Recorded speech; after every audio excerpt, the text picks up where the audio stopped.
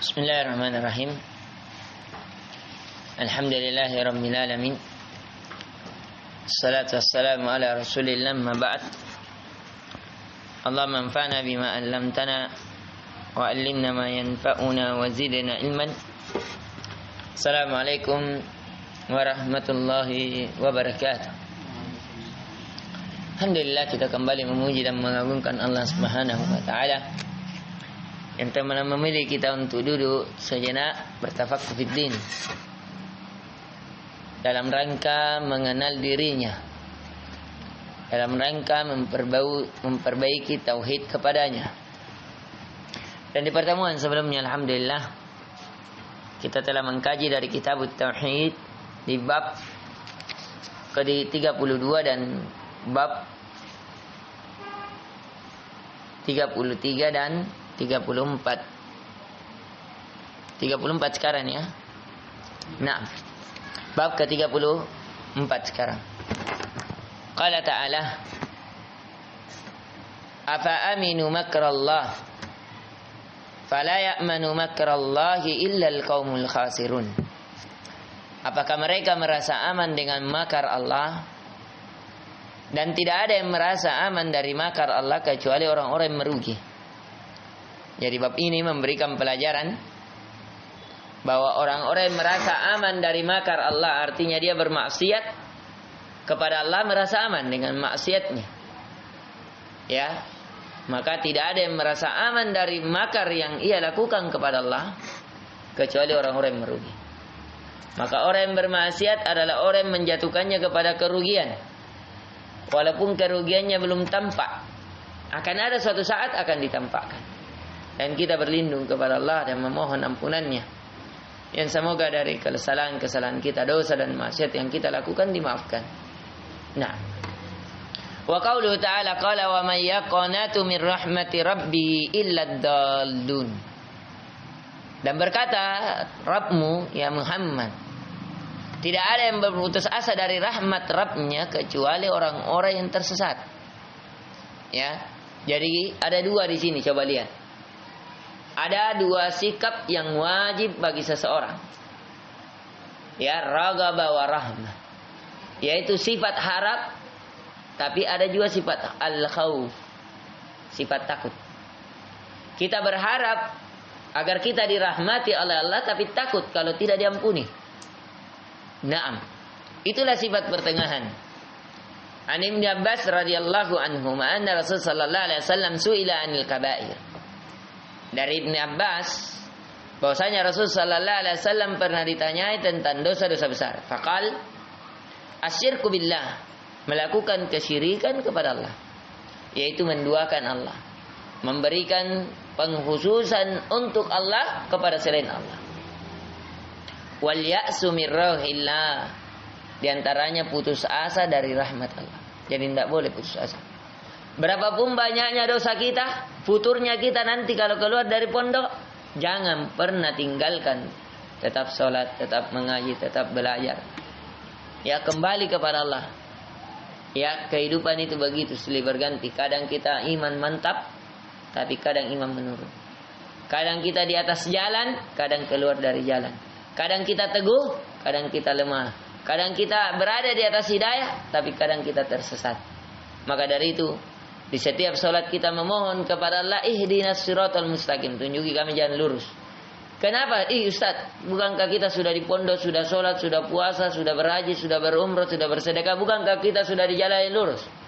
Bahkan yang membaca ayat ini Nabi sallallahu alaihi wasallam, bukankah Nabi sudah di atas jalan yang lurus?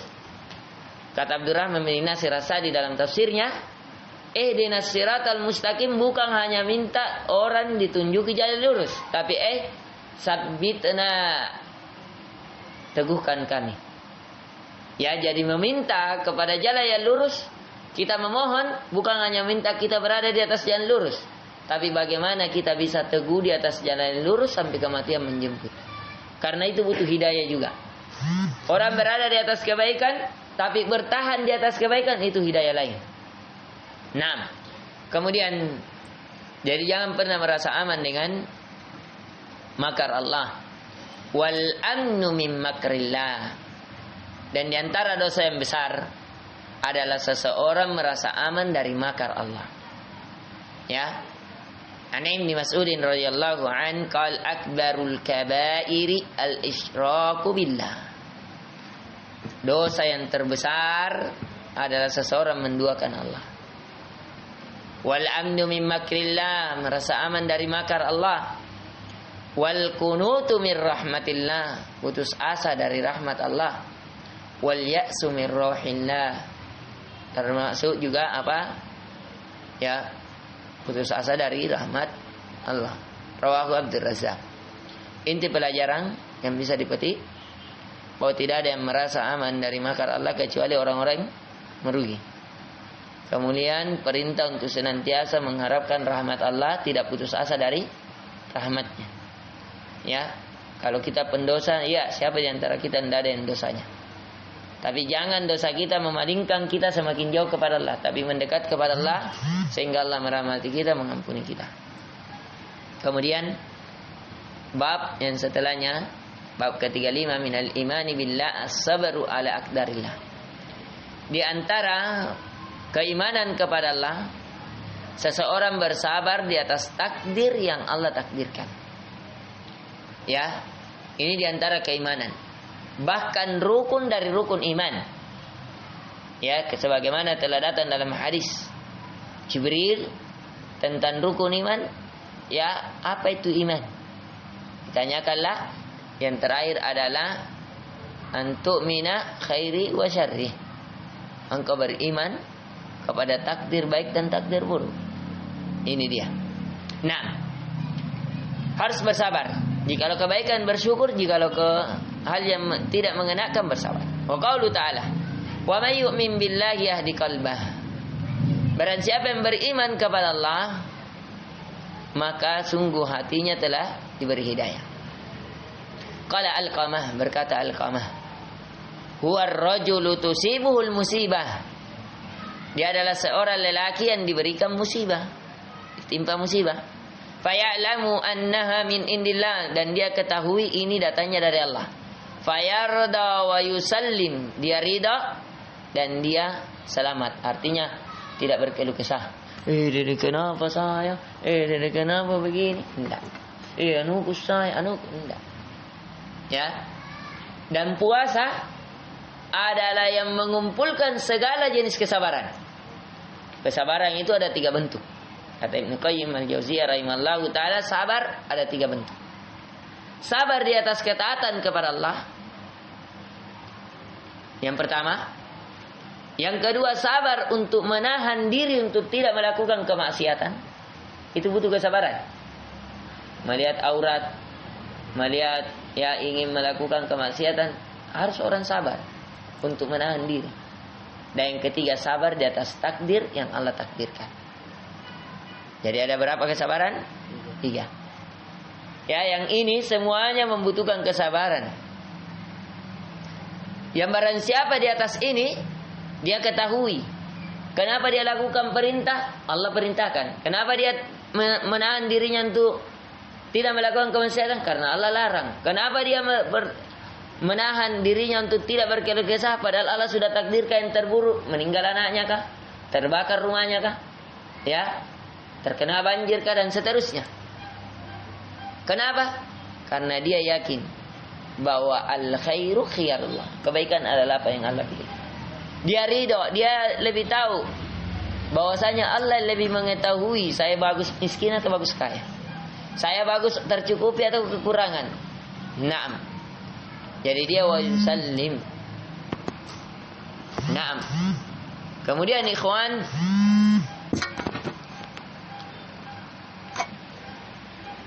dalam sahih bahwasanya dalam sahih Muslim dari Abu Hurairah radhiyallahu an, bahwasanya sesungguhnya Rasul sallallahu alaihi wasallam bersabda, isnatani fin nasi huma bihim kufrun. Ada 2 pada manusia, yang keduanya menjadikan banyak manusia kufur. Apa itu? At-ta'nu fin nasabi, yaitu mencela nasab.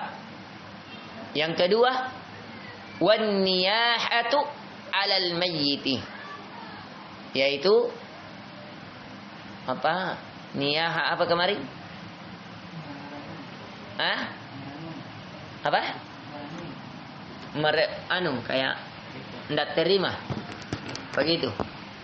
Ya, meratapi alal mayyit. Naam. Jadi ada dua yang banyak manusia kufur padanya. Apa itu? Mencela nasab, kemudian meratapi orang meninggal. Ya, ini berat, ikhwan. Walahu ma'an Ibni Mas'udin radhiyallahu an marfu'an. Laisa minna man darabal khudud wa syakkal juyub wa da'a bi da'watil jahiliyah. Ini anunya, pendalilannya. Wa da'a bi da'watil jahiliyah. Ya.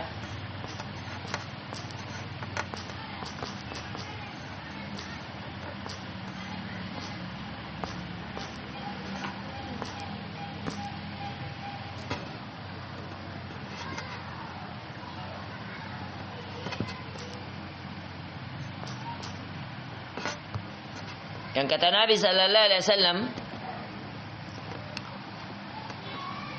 bukan dari golongan kami orang yang menampar pipinya, dorbal khudud pipi, khudud pipi. Jadi kalau apa? Ada meninggal, kenapa? Ada begitu? Ya. Nah, anu kepalanya dapat tuntung. Nah, ini kata Nabi, bukan bagian dari golongan kami yang memukul-mukul pipinya. Wasyakkal juyub, mengoyak-ngoyak saku bajunya. Ya. Kenapa ini? Tanda apa ini? Tanda tidak terima. Entah kematian kekasihnya, kematian anaknya atau ibunya dan selainnya. Di antaranya juga wada'a bida'wal jahili. Dia berdoa dengan doa jahiliyah tadi, memanggil apa, merengek dengan perkara-perkara jahil, tidak terima. Intinya ini semua apa? Ucapan-ucapan tidak terima terhadap takdir. Kemudian dari Anas radhiyallahu anna Rasul sallallahu alaihi wasallam qala idza arada Allahu bi 'abdil khair. Dari Anas radhiyallahu anhu, bahwa Rasul sallallahu alaihi wasallam bersabda, jikalau Allah menginginkan kebaikan kepada seorang hamba, ajjala lahul 'uquba fid dunya. Allah akan menyegerakan padanya akibat di dunia. Misalnya, kalau dosa kakinya naten dan temannya tak tusuki misalnya apa, tak tuntung kakinya, akhirnya itu menjadi penggugur dosa. Misalnya kalau nambili makanannya temannya kena kelaparan. Itu dosa yang dipercepat. Dan ini kalau ada orang ada dosanya langsung diberikan sesuatu yang sempit dalam hidupnya, berarti Allah cinta kepadanya. Kenapa? Karena cukuplah kesengsaraannya di dunia sebagai apa? Penggugur dosanya nanti di akhirat sudah dimaafkan. Nah, kemudian wa idza arada bi 'abdi syarr, jikalau Allah menginginkan kepada seorang hamba keburukan, amsaka anhu bi dzambi, maka Allah akan menahan darinya disebabkan dosa-dosanya, tidak diazab. Ya, bahkan dikasih dunia, semakin berdosa semakin kaya, semakin berdosa semakin sombong, semakin berdosa semakin jauh dari Allah. Hatta yuwafiya bihi yaumal qiyamah, sampai Allah akan sempurnakan kepadanya balasan dari dosa-dosanya di hari kiamat. Naudzubillah. Wa qala an-nabi sallallahu alaihi wasallam, inna 'idhamil jaza ma'idhamil bala. Sesungguhnya balasan, besarnya balasan seseorang sebagaimana besarnya bala. Artinya semakin besar ujian kita ya ikhwah, semakin besar pahala yang Allah sediakan. Semakin besar kita melawan diri kita untuk tidak bermaksiat, melawan diri kita untuk di atas ketaatan, melawan jiwa kita yang ingin membangkang di atas takdir yang Allah telah takdirkan, Semakin kita lawan, semakin berat, semakin menyedihkan, semakin menggoyak hati kita, pikiran kita, jiwa kita, maka semakin besar pahala yang Allah sediakan untuk kita. Ya. Maka dari itu hadis yang sebelumnya kita sudah jelaskan, faman radiya falahu ridha wa man sakhita falahu sukhut. Barang siapa yang ridho terhadap apa yang Allah tetapkan baginya, keridhaan Allah. Tapi barang siapa yang benci, maka baginya kebencian Allah. Wa qala Nabi wa inna Allah ta'ala idza ahabba qauman ibtalahum. Dan berkata Nabi kita sallallahu alaihi wasallam, sesungguhnya Allah Ta'ala jikalau mencintai suatu kaum, dia akan diuji. Ya. Apa ayatnya dalam Al-Qur'an? وَلَنَبْلُوَنَّكُمْ بِشَيْءٍ مِّنَ الْخَوْفِ وَالْجُوعِ وَنَقْصٍ مِّنَ الْأَمْوَالِ وَالْأَنفُسِ وَالثَّمَرَاتِ. Apa kata Allah? وَبَشِّرِ الصَّابِرِينَ الَّذِينَ إِذَا أَصَابَتْهُم مُّصِيبَةٌ قَالُوا إِنَّا لِلَّهِ وَإِنَّا إِلَيْهِ رَاجِعُونَ أُولَئِكَ عَلَيْهِمْ صَلَوَاتٌ مِّن رَّبِّهِمْ وَرَحْمَةٌ وَأُولَئِكَ هُمُ الْمُفْلِحُونَ. Allahu Akbar. Kata Allah, sungguh kami akan menguji orang-orang yang beriman ini, orang-orang yang dibahagiakan ini, dengan apa? Kekurangan harta, kekurangan jiwa, kekurangan buah-buahan. Ya. Tapi apa? Ketika dia diberikan kekurangan, dia kembalikan kepada Allah. Sesungguhnya segala sesuatu hanya milik Allah, kembali kepada Allah. Berikan ini kabar gembira untuk mereka yang mengatakan hal itu. Mereka itulah kata Allah, ulaika alaihim salawatun min rabbihim. Mereka itulah yang berada di atas salawatnya Allah. Allah memohonkan padanya ampunan, pengangkatan derajat. Ya, dan mereka itulah orang-orang berbahagia. Jadi sabar ikhwan. Antum di pondok saja ini terkadang banyak gejolakan dalam hati. Mau pakai masa begini terusnya. Mau ke Bantu Meko, masa begini, keluar Ramadan, banyak. Perlu kesabaran ya. Antum belajar begini dulu sejenak, perlu kesabaran. Saya pernah rasakan. Capek mendengar, capek dulu, capek menulis. Tapi ya, ini pahit. Sebagaimana pahitnya orang-orang meminum obat. Tapi ilmu akan antum rasakan manisnya melebihi manisnya madu di kemudian hari. Ya. Talabul ilmu run. Menuntut ilmu itu pahit. Ya, sampai Nabi Musa saja betul-betul capek, letih dalam menuntutnya. Padahal Nabi Musa siapa yang tidak tahu kekuatannya? Pernah memukul satu batu sampai pecah 12. Pernah memukul satu orang langsung mati. Tapi bersamaan dengan itu dia katakan kepada muridnya, ini perjalanan melelahkan untuk ketemu dengan Nabi Khidir. Naam ikhwan, isbiru, sabar. Hatta talqauna ilal haud, sampai kamu menjumpaiku, kata Nabi, di haud, yaitu di telaga kausarnya Nabi sallallahu alaihi wasallam. Nah, kemudian kata Nabi sallallahu alaihi wasallam, faman radiya falahu ridha. Siapa yang bersabar, ridha, maka baginya keridhaan. Wa man sakhita falahu sukhut. Tapi barang siapa yang benci, maka baginya kebencian Allah Subhanahu wa taala. Inti pelajaran ikhwan, bahwasanya ya, beriman kepada Allah, sabar di atas takdirnya adalah suatu kewajiban. Ya, ini diantara dari salah satu jenis kesabaran, yaitu sabar di atas takdir yang Allah takdirkan. Yakini bahwa apa yang Allah pilihkan itu yang terbaik. Kita ini terkadang sok tahu, ya, Allah yang Maha tahu apa yang terbaik bagi kita. Allah memberikan kepada kita apa yang kita butuhkan, bukan apa yang kita inginkan. Allah memberikan kepada kita apa yang kita butuhkan, bukan apa yang kita inginkan. Kenapa? Misalnya kita ingin semua kaya. Kenapa Allah tidak berikan kekayaan? Karena Allah tahu kalau kita kaya, bisa jadi kita sudah tidak di masjid, bisa jadi kita tidak di ruang belajar, bisa jadi kita tidak membaca lagi Al-Quran. Kenapa? Karena kita berleha-leha dengan kekayaan kita. Nah, makanya Allah Maha tahu kemaslahatan bagi hambanya. Ya, Allah Alimul Khabir, mengetahui lagi Maha mengabarkan. Kemudian diantara dosa besar adalah apa? Mencela nasab, meratapi mayat, memukul apa? Wajah, merobek-robek pakaian disebabkan karena tidak apa? Tidak menerima ketetapan yang Allah tetapkan. Kemudian di antara faedah juga bahwasanya kalau Allah menginginkan kebaikan, seorang hamba akan diazab di mana? Di dunia. Diberikan balasan dari akibat dosanya. Supaya apa? Di akhirat menjadi ringan. Tapi kalau orang yang di antara bahwasanya hamba ini diinginkan keburukan apa? Dibiarkan sebagai istidraj, tipu daya.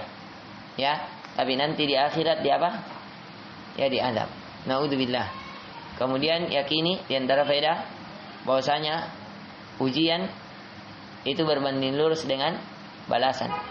Semakin besar ujian semakin berat, ya, semakin besar pula apa? Balasan. Makanya kata Nabi sallallahu alaihi wasallam, asyaddul bala al-anbiya, thumma fa'amsal, thumma fa'amsal, thumma fa'amsal. Orang yang paling berat balanya adalah para nabi. Kemudian setelahnya, kemudian setelahnya. Nah, nabi kalau panas saja kalah panasnya kita. Nah, nabi kalau derita sakit kalah derita sakitnya kita. Nah, ya, tapi balasan sesuai dengan kadar ya perjuangan seorang hamba ya di dalam bersabar. Kemudian di antara yang bisa juga diambil faedah bahwa Allah kalau mencintai suatu kaum, Allah akan apa? Uji. Kemudian siapa yang ridha terhadap ujian itu, Allah juga ridha. Tapi siapa yang benci, Allah juga benci. Dan ridha ini tingkatan yang kedua, ikhwan. Tingkatan dalam ujian ada tingkatan sunnah, ada tingkatan wajib, ada tingkatan terpuji. Ridho ini tingkatan sunnah. Tingkatan wajib sabar. Jadi orang misalnya kebakaran rumahnya, tingkatan wajibnya apa? Sabar. Itu wajib. Siapa yang tidak sabar berdosa. Jadi ditulis 3 tingkatan sabar. 3 tingkatan menghadapi ujian. 1, sabar. Dalam kurung wajib. Yang kedua, ridho. Ini sunnah. Yang ketiga, syukur. Ini kedudukannya para nabi. Yang dimana para nabi bersyukur ketika ditimpa musibah, sebagaimana kita bersyukur ketika kita mendapat nikmat. Ya, kenapa syukur? Karena dengan musibah dosanya diampuni. Kenapa syukur? Karena dengan musibah kesombongannya terangkat. Kenapa syukur? Karena dengan musibah dia tahu bahwa segala sesuatu di tangan Allah. Karena dengan musibah dia kembali kepada Allah. Karena dengan musibah dia mendapatkan pahala yang tidak ada tandingannya. Innama yuwaffas sabirina bighairi hisab. Sesungguhnya Allah memberikan pahala bagi orang-orang yang bersabar tanpa hisab. Karena dengan musibah ya banyak evaluasi supaya memperbaiki dirinya dengan lebih baik. Nah, kalau orang tidak ada musibah, orang tidak berkembang. Nah, ya, ini juga masuk dalam dunia kedokteran, ikhwan. Terkadang anak-anak itu kena penyakit ya supaya apa? Lebih kuat imunnya. Ya, itu terkadang. Nah, ini juga sama, ikhwan. Allah berikan musibah bukan karena Allah benci kepada seorang hamba. Tapi Allah berikan musibah kepada seorang hamba agar hamba senantiasa mendekatkan diri kepada Allah dan agar hamba dewasa tabiatnya. Nah, ya, ini yang bisa kita berikan, semoga memberikan manfaat. Subhanakallahumma wa bihamdika asyhadu an la ilaha illa anta astaghfiruka wa atubu ilaik. Assalamualaikum warahmatullahi wabarakatuh. Kita usahakan